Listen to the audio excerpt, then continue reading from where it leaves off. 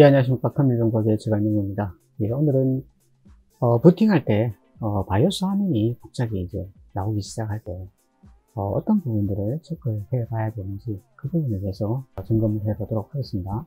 바이오스나 또는 윈도우즈에 문제가 생겼을 때는, 그 원인이 굉장히 다양하고, 그 변수가 많습니다. 그렇기 때문에, 어떻게 이게 딱 원인이다, 이렇게 단정적으로 말하기는 굉장히 어려워요. 더군다나 이제 직접 컴퓨터를 보지 않고 이제 외부에서 이렇게 어드바이스 해주는 경우에는 굉장히 포괄적이기 때문에 딱히 여러분들이 원하는 그런 답변이 안 될 수도 있습니다. 그렇지만 이런 경우가 대부분 이런 경우가 많다는 그런 취지에서 말씀드리는 거니까 그냥 참고사항으로 들어주시면 감사하겠습니다. 우선 그 바이오스에 대해서 일단 개념을 한번 정리를 해볼게요. 그 바이오스라는 거는요, 메인보드 칩에 내장된 하나의 작은 프로그램입니다. 네, 그런데 이게 바꿀 수 없다는 그런 특징 때문에, 그렇지만 또 하나의 또 프로그램이에요. 그래서 이제 하드웨어와 소프트웨어 양쪽의 어떤 성질을 가지고 있기 때문에 펌웨어라고 이렇게 따로 분류를 합니다. 예, 이것이 하는 역할은요, 시스템에 연결된 모든 그런 입력, 출력을 담당하는 그런 기관들을 다 관장하는 그런 가장 기본이 되는 그런 프로그램이라고 생각하시면 될 것 같습니다. 펌웨어 습격이 가장 강했던 거는 이제 예를 들어서 이제 시모스라든가 또는 이제 레거시 바이오스 또는 통틀어서 그냥 바이오스라고도 합니다. 그리고 이제 UEFI 환경이 나오면서 CSM이라는 형태로 또 이제 바이오스에 또 들어가 있어요. 자, 이럴 때는 이제 그 펌웨어 성격이 워낙 강했습니다. 그래서 이럴 때는 우리가 이제 사용자들이 뭐 업그레이드를 하거나 아니면 이제 그것을 수정하거나 이러기는 거의 불가능했습니다. 그래서 그냥 주어진 대로 컴퓨터를 구입하고 폐기할 때까지 그 들어있는 그 바이오스를 그대로 사용할 수밖에 없었습니다. 그래서 새로운 장비가 나오면은 일일이 다 그 드라이버를 설치를 해야만 됐었어요. 그래서 이게 이제 현재 시기에는 너무 맞지 않다는 거죠. 지금은 보면은 모든 그런 주변 정책들이 굉장히 다양해지고 그리고 이제 또 빠르게 발전하고 있습니다. 그렇기 때문에 거기에 맞춰서 이 바이오스도 업그레이드가 빨리빨리 돼야 되고, 그리고 또 이제 좀 사용할 때 누구나 쉽게 그 바이오스에 들어가서 자기가 원하는 그런 항목들을 찾아서 적용할 수 있는 그런 부분들이 이제 많이 이제 요구가 되었죠. 그래서 그런 것들을 다 감안해서 개발된 것이 바로 UEFI 바이오스라고 얘기를 할 수가 있겠습니다. 어쨌든 우리가 사용을 하다가 이제 바이오스 화면이 갑자기 이렇게 딱 나올 때 적지 않게 당황을 하게 됩니다. 그런데 바이오스 화면이 뜬다는 거는 쉽게 말해서 기본적인 입출력 장치에 뭔가 문제가 생겼다는 사용자에게 보내는 하나의 컴퓨터의 신호라고 생각하시면 될 것 같아요.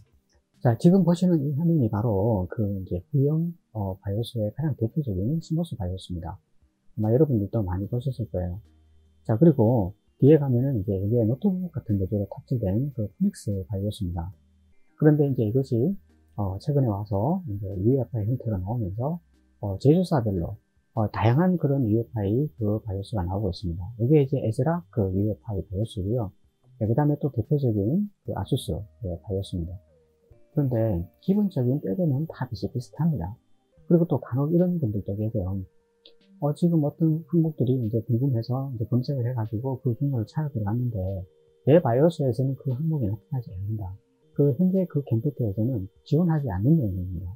그것은 아무리 내가 이렇게 수동으로 어떻게 해보려고 해도 그 컴퓨터를 바꾸지 않는 이상은 답이 없습니다.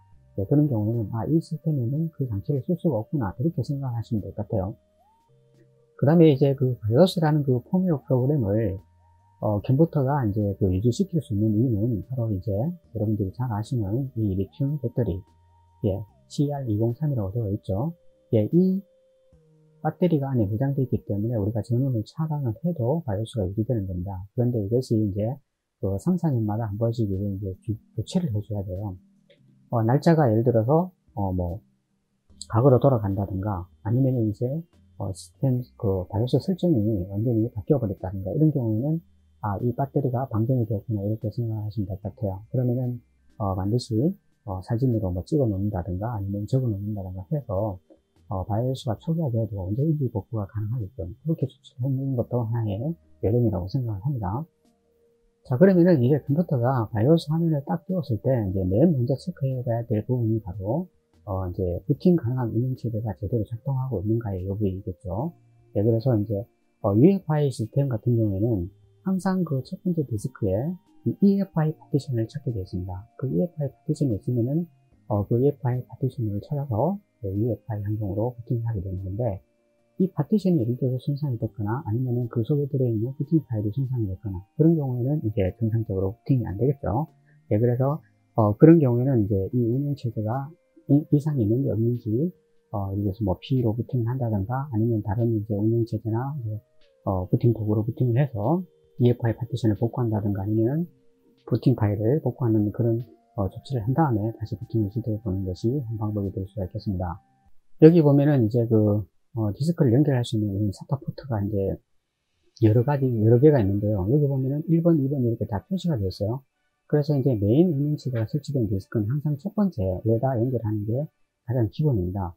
예, 그래서 예를 들어서 이게 1번이라고 이야기를 했을 때 이것을 만약에 테스트를 위해서 내가 예를 들어서 잠시 뭐 위치를 바꿨다든가 이럴 때는 그 테스트가 끝나고 난 다음에는 다시 원래대로 돌려주셔야만 메인 운영체제로 자동적으로 부팅이 된다는 거죠. 예를 들어서 바이오스 화면에서 해당 디스크가 나타나지 않는다, 인식하지 못하는데 어떻게 운영체제로 부팅을 하겠습니까? 그죠? 네, 그렇기 때문에 그럴 때는 이 디스크를 만약에 인식하지 못한다면 예를 들어서 이 케이블선이 뭐 불량이 날 수도 있고요. 아니면 이제 연결하는 이 SATA 포트가 불량이 날 수도 있고, 또는 접촉이 제대로 안 될 수도 있지 않습니까? 뭐 이제 청소를 하다가 뭐 흔들리거나 이래가지고 빠질 수도 있고 그러니까요. 디스크를 확인을 하려면 운영체제가 들어있는 디스크를 이제 한 개만 있을 때는 금방 확인이 가능하겠죠. 그런데 이제 뭐 두 개, 세 개 이렇게 비슷한 디스크를 연결할 때는 사실 구분이 쉽지 않아요. 바이오스 상에서는. 네, 그럴 때는 부팅 그 우선순위 메뉴에서 맨 처음에 그 디스크에 그 윈도우즈 부트 매니저라는 항목이 있는지 없는지, 이것을 이제 확인을 해 보셔야 돼요. EFI 환경에서는 그 EFI 파티션에 있는 운영체제는 윈도우즈 부트 매니저라는 이 항목이 자동으로 붙게 되어 있습니다. 그래서 이 항목이 없으면은 EFI 환경에서 부팅이 되지 않습니다. 그리고 좀 더 세부적으로 들어가서 보면은 이제 여기 보면 부팅 옵션 우선순위라고 이렇게 쭉 되어 있죠. 자, 여기에서 가장 맨 처음에 메인 운영체제가 들어있는 디스크가 맨 위에 지금 설정이 되어 있는지 또 확인을 해 보셔야 되고요. 자, 그런데 앞에서 이제 그렇게 순서를 이제 바꿔주고 이렇게 했는데도 그래도 적용이 안 되는 경우가 간혹 있습니다. 특히 이제 외장 디스크에 들어있는 윈도우로 부팅을 했을 경우에 그런 경우가 종종 생기는데요. 이것을 다시 이제 원래대로 되돌려놔도 이게 적용이 안 되는 경우가 종종 있을 수가 있어요. 그럴 때는 메인 만약에 안 돼 있다면은 이렇게 드래그를 해서 맨 위쪽에 위치하도록 다시 한번 확인을 해 주셔야 된다는 거죠. 예, 그래야만 이제 저처럼 이렇게 이제 여러 가지 운영체제가 설치된 디스크를 이렇게 중복해서 연결해 가지고 사용하는 경우에 이제 바로 그 메인 운영체제로 돌아가지 않는 그런 현상이 있을 수 있다고 했는데요. 그럴 때는 이제 테스트를 위해서 연결한 디스크를 제거를 하면은 가장 쉽게 해결할 수가 있습니다. 그럼 바로 찾아 들어가겠죠. 네, 찾아 들어가고 난 다음에 이제 다시 저장을 해주고 다시 뒤에 이제 다른 디스크들을 연결하면은 그때는 이제 크게 이제 이상이 없을 거라 그렇게 생각합니다. 네, 이것은 이제 하나의 팁이에요. 네, 그렇게만 알아두시면 될 것 같고요. 자, 그 다음에 이게 이제 단축 메뉴인데요. 간혹 보면은 이제 부팅 단축키랑 그 다음에 이제 바이오스 진입키를 혼동하시는 분들이 계세요. 부팅 단축키는 말 그대로 이제 우리가 부팅할 수 있는 그런 디스크를 우리가 이제 간단하게 부르면은 부팅 메뉴입니다. 그럴 때는 이제 F8 키를 누르시면 돼요. 아수스 같은 경우는. 그런데 바이오스 진입하는 키는 F2나 그 다음에 델키죠. 네, 그래서 이 부팅 메뉴하고 부팅 메뉴 단축키랑 바이오스 진입키는 다르다는 거. 네, 그거 혼동하지 마시고요. 부팅 테스트를 해 보실 때 레거시 환경에서 부팅될 수 있는 그런 이제 디스크나 운영체제를 제작을 했을 때 그것을 이제 EFI 환경에서 부팅을 하려면요. 반드시 이제 이 CSM이라는 이 부분을 활성화를 시켜줘야 됩니다. 예, 그 다음에 고급 항목에 레거시 USB 지원이라는 항목이 있는데요. 예, 이 부분을 사용함, 어네블로 바꿔주셔야만 구형 USB 이동식 디스크도 사용이 가능한 상태가 되는 거고요. 그리고 이제 운영체제에 따라서도 보면 USB 3.0을 인식을 못하는 경우가 있다고 합니다. 예, 그럴 때는 그 3.0 드라이브를 따로 설치를 해주셔야만 또 사용이 가능한 상태가 됩니다. 자, 그리고 보안 부팅 항목에 보면은 OS 종류라는 부분이 있는데요. 예, 이 부분이 보면은 이제 EFI 윈도우라고 아마 기본값으로 되어 있을 겁니다. 그 부분을 기타 OS로 이렇게 바꿔주시면 다른 운영체계도 부팅이 가능한 상태가 되는 겁니다. 그래서 이제 CSM을 활성화시키고 사용을 하실 때는 이 부분을 기타 OS로 이렇게 세팅을 해주시면 될 것 같습니다. 자, 이렇게 해서 그 대부분 다 보면은 그 USB 장치 간의 충돌로 인해서 바이오스 화면이 뜨는 경우가 대부분이에요. 그 외에도 이제 뭐 파워 서플라이라든가, 그 다음에 메인보드 또는 그래픽카드, 램에 의해서 이제 인버터가 목통이 되거나 또는 이제 바이오스 화면이 뜨는 경우도 있을 수 있습니다. 그런데 이제 그 현상들을 보면은 일반적인 경우하고 조금 달라요. 파워 서플라이 같은 경우에는 고장이 나면은 사실은 그 메인보드도 마찬가지고요. 아예 부팅이 안 됩니다. 부팅이 안 되고요. 그래픽카드도 마찬가지요. 이제 고장이 나면은 아예 부팅이 안 되는 겁니다. 그런데 이제 그 전조 현상이라고 굳이 얘기한다면은 이제 파워 서플라이 같은 경우는 뭐 됐다 안 됐다 이렇게 반복하다가 나가는 경우도 있고 한 번에 나가는 경우도 있고요. 일단 메인보드 같은 경우는 이제 보드에 지나치게 열이 많이 발생한다든가 해서 이제 그 메인보드에 연결되는 칩들이 배가 이제 부풀어 오른다든가 그런 현상들이 나타나고 또는 이제 타는 냄새가 난다든가 이런 경우도 있을 수가 있습니다. 그 다음에 이제 그래픽 카드 같은 경우에는 과거에는 이제 비프링이 났죠. 삐삐삐 하고 부팅이 나면서 이제 부팅이 안 됐는데 이제, 최근에는 이제 비품이 잘 안 나요. 이제 없어졌더라고요. 그래서 이제 그 그래픽카드 같은 경우에는 이제 이상이 생기면은 사용 중에 이제, 다운 현상이 나타난다든가 아니면은 이제 모니터가 이제 왜곡 현상이 나타나게 되겠죠.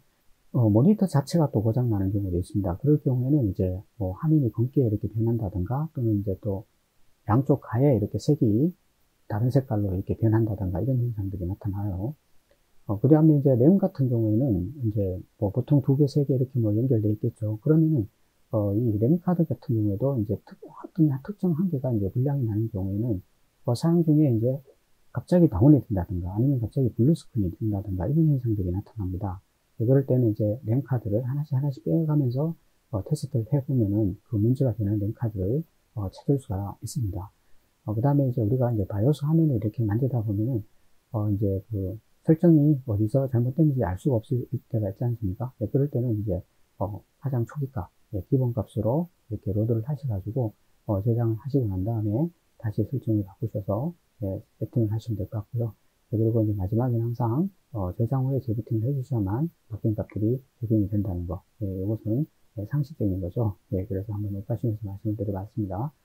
자, 그리고 이제 제가 오늘은 그 구독하기, 좋아요 대신에 그 얼마 전에 하늘나라로 간 정민이한테 정말 미안하다고 제가 얘기를 드리고 싶었습니다.